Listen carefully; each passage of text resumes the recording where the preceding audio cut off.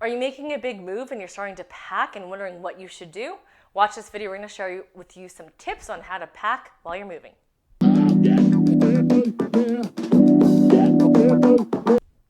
Hi, this is Melody Wilson with the Relive team at Remax Elite, and I am coming to you today to share with you some moving tips and packing tips. We recently moved ourselves last year, and we have a family of 5, so 3 kids, and it was not fun to pack, not fun to move, but sometimes it's necessary to get you into your dream house. So all that being said, we've made it through, and I want to share with you some tips, things that I've learned from binge watching The Home Edit and Marie Kondo, but also just being an organizational nerd myself and a mom. So I wanted to share with you some of these tips. Number 1, think about your timeline of when you are moving. I always say to start packing sooner than later. So if you know that you're moving in 6 months from now, it's still not too early to pack. I started packing 1 year before because we're building. We knew we had a 1 year lead time. So what are the things you can do? Start as soon as you can. And because you're starting as soon as you can pack away the seasonal items that you're not going to be using in that period of time. So if you're going to be living in your home and it's not going to be Christmas, you can pack away your Christmas decorations. But my tip to you is, because you're starting early, my biggest piece of advice to you is purge. Go through your actual Christmas decorations and see if you actually still use them. Be honest with yourself to see if you'll actually use them, or if you're thinking you're going to buy new stuff anyways, why on earth would you want to pack that and move it when you're going to get rid of it? That purging technique also is very applicable to everything else that you're going to pack.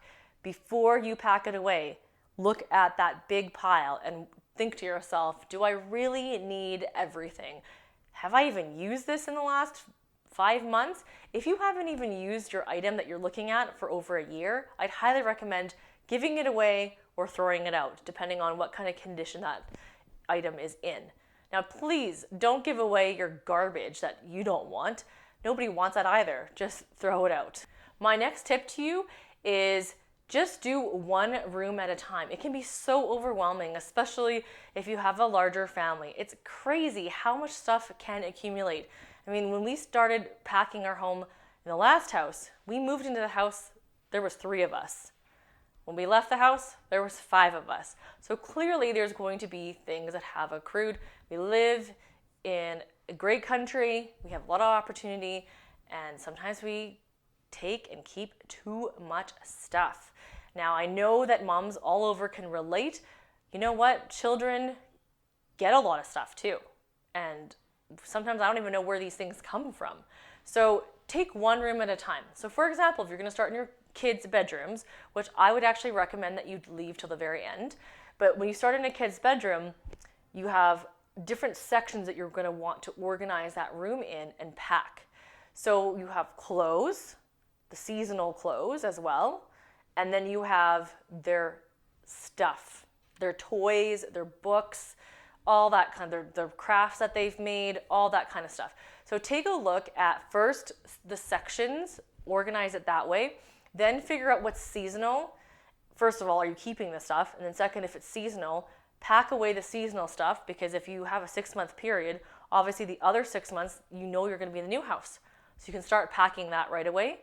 I'd highly recommend making sure you label everything and involve your kids so that it's part of them doing it as well.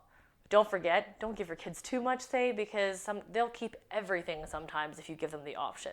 So tips for packing your kitchen is, do you need everything that you use in the kitchen? So first, start with the purge. But then I also would recommend that you're going to be, let's say you're selling your home and you're planning to be out within 3 to 6 months. Do you need everything? Do you need that turkey roaster to cook a turkey? Probably not, right? Do you need the canning jars? Do you need the extra stuff you saved that you're going to use later? Are you going to need the extra cutlery?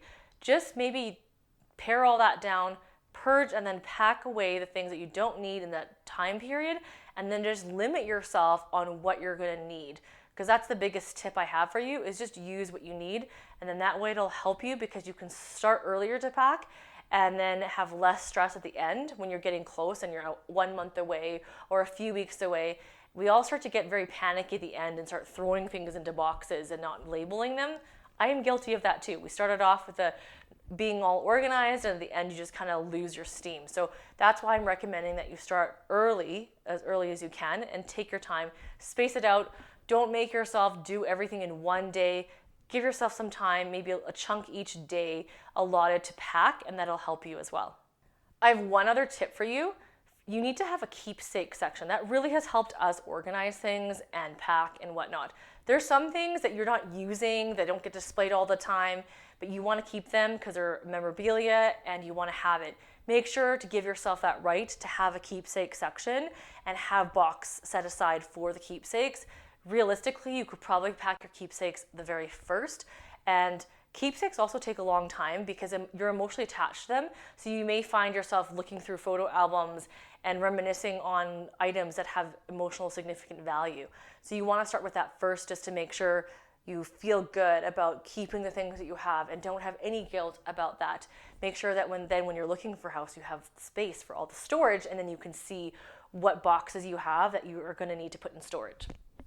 Hopefully those tips helped you. If you have any other tips that I haven't mentioned, comment down below and share with the world. And I'm so glad you tuned in. We'll talk to you next time.